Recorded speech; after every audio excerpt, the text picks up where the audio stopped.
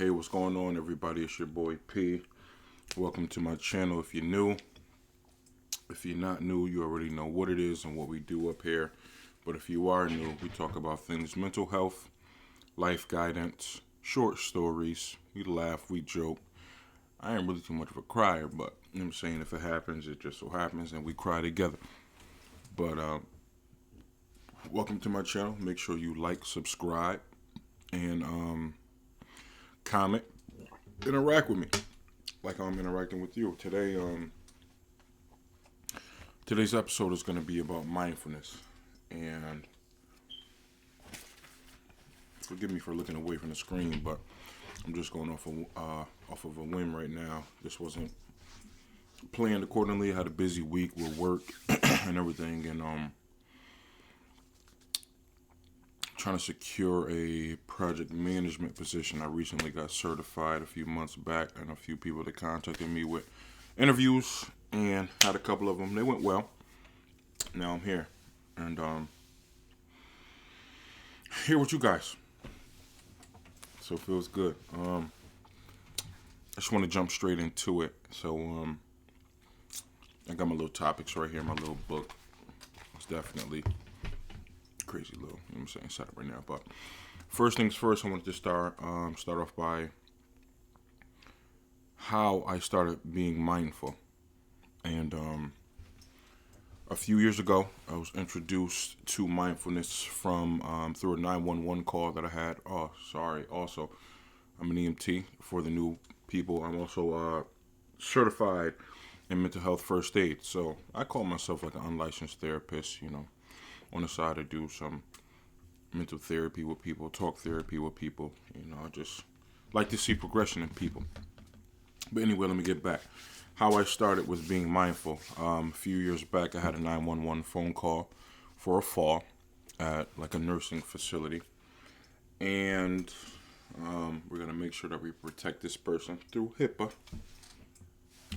But a few years ago, I had a 911 call for a fall and a possible, fractured hip or, hip injury, whatever the case may be. And the guy spoke no English at all. And it just so happened that his daughter was visiting him for the weekend at the nursing facility. So I responded to the call, did all the proper procedures and interventions needed for the patient, really comfort measures and everything like that, because he didn't actually break anything. He slid out of a chair. But, it's always better to be safe than sorry when you're caring for somebody else, especially if you can't see. We don't have x-ray vision, so I couldn't see exactly what was going on. So, but I found out no injuries took place. So, I'm talking to the guy's daughter, so I'm doing my patient assessment through her, asking her all of my questions, patient assessment questions, and she's relaying everything to her father that doesn't speak any English at all. I forgot what they spoke. I don't know if they're like Albanian or I don't know, just a different language I've never heard of before. So during the process of it, I'm speaking with her, and I get to know her a little bit, and I was just telling her about the job and how stressful it is and how busy it can be at times, and how I don't really have a chill pill, in so many words. And she introduced me to mindfulness by simply just going like this with my fingers. So the process was, she told me to rub my fingers together like this. But during rubbing my fingers together, I was supposed to focus on what my fingers feel like, the texture of my skin. And then from there, she told me to breathe. So I inhaled in through the nose.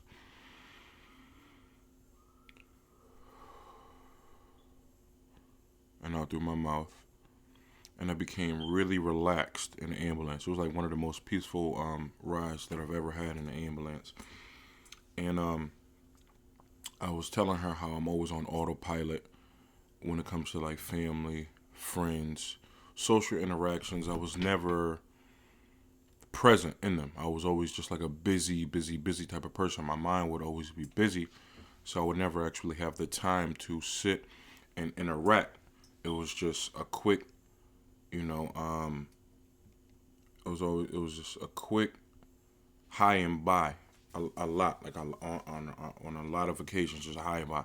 Hey, how you doing? But I would always want to interact with people on a personal level, because I like that, and I've always been, I don't know, I got a strange gift of like interacting with people on a personal level and resonating with pain a lot. So, the field went 2 and 2 for me.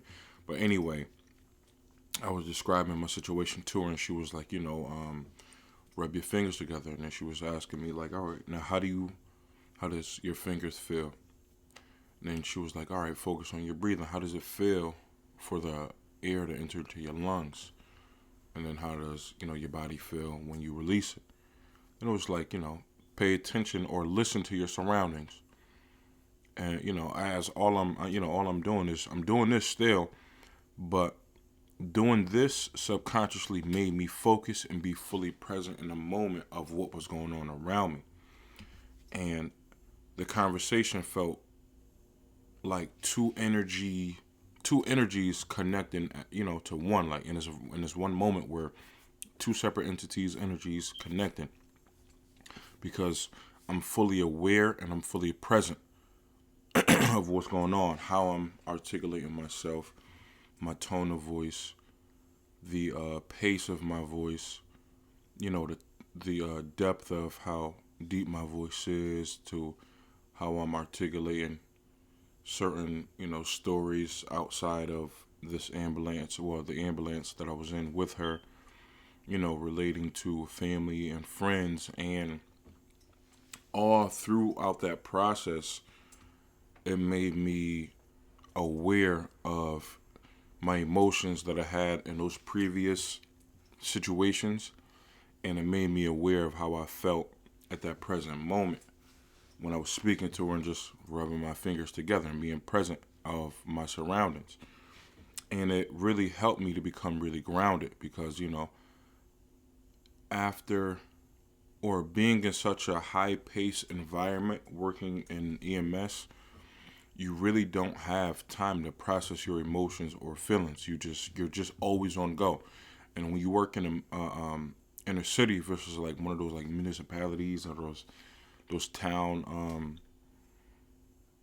services, like the calls normally are, they're normally for like people who, what I can't say, a lot of the time it's more of a mental 911 call. It's, it's not a true emergency physically on the body happening, but mentally it is. It is what I'm trying to say. So some people, everybody needs mental stability and mental, I guess you could say, nourishment. And during the process of all of that, I started to become aware of my emotions, and I started to embrace my emotions with becoming mindful. The benefits of the mindfulness made me start therapy, and the benefits from the therapy and the mindfulness going hand in hand. It, because I never really knew how to. My bad, I got a new tattoo. I never really knew how to, it's on my back, but I'm gonna show y'all some other time. But anyway, I never knew how to articulate my emotions and myself and how I felt about certain situations that, I was involved in. So when I started therapy, a few people told me when I was working in EMS that, you're like a cup, and the stress is water that goes inside of the cup. And at that point in time of my life, the water was at the brim of the cup, and if I spilled it, nine times out of 10 because I was so. Now, when I started therapy, I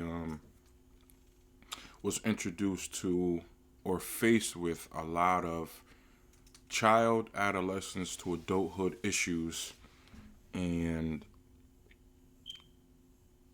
from that, let me see, I wrote it down. From that, mindfulness and a therapy that I was going through, it helped me exercise one, bracing my my weaknesses and my strengths in regards to my issues and what I was facing, really a whole lot with my emotions. And two, it helped me find and create solutions to previous issues and habits. And it helped me to become more, I guess you could say, let me see, it helped me to become more wholesome moving forward with my life. And, basically like discovering purpose and setting out time for people like myself, because I used to go to like therapy groups, and I still do by myself, like nature walks and stuff. But I was going to like nature walks and therapy groups and just being around people voicing what I thought was, like small small issues in my life, but those were like a really big issues in somebody else's life. So, for instance, when I was working at EMS, I started to drink for coping, and I was focusing a lot on suppression with anything and everything that I was going through. And in that, it showed me that, all right, one, I can't do this forever because I've seen dialysis patients or people with just sickness in their body, period. And I'm like, if I continue down this road, it's just gonna land me to even more of a, I guess, depressive state of mind. And with that being said, always being logical in my life, it helped me mitigate a lot of unwanted issues that could have became life changing habits for me. Either like drug usage or even alcoholism. It helped me embrace me, but also with the therapy, it helped me to become more patient with me. Me helped me, and the therapist helped me to become more patient with me, and knowing that I'm not a perfect being. So that helped in tremendous ways. And moving forward, I talk with people and I try to make as much time as I possibly can with my family now and be fully present. Really, not even it doesn't even have to be a lot of time for me personally, because I'm a real life introvert or a popular loner, whatever you want to call it. But I enjoy quality time. I could spend time a lot, but you know I enjoy quality time, and I do spend quite a fair amount of time with them, and I do that a lot off of the strength that you never know what life is going to bring you every day. And also, during this path of mindfulness, I found out that, damn, what the fuck was it? I it helped me to really appreciate life more, because one, you never know. Well, with the mindfulness thing, there we go. That's what I wanted to say. With the mindfulness and being an EMT, I realized that death is so much closer than we think it is, than we don't think it is. That it's like I started to appreciate interactions like this right now with me and you listening to me, and me being able to listen and interact with you. Some more helpful tips for the mindfulness thing is it helped me to become reliant on intangible things. So instead of me relying on alcohol or like something that's tangible, it helped me to rely more on knowledge of self and self love and people and places and experiences versus stuff that that'll damage me. But that's all I wanted to speak about today. Make sure you like, subscribe, comment, do something, interact with the video, and 2 more weeks, I'll have another episode for you guys. Further things, there's more in store that I want to do. So I'll present that when the time is ready. But you guys, have a good one, and always have an attitude of gratitude. I'll see you next time.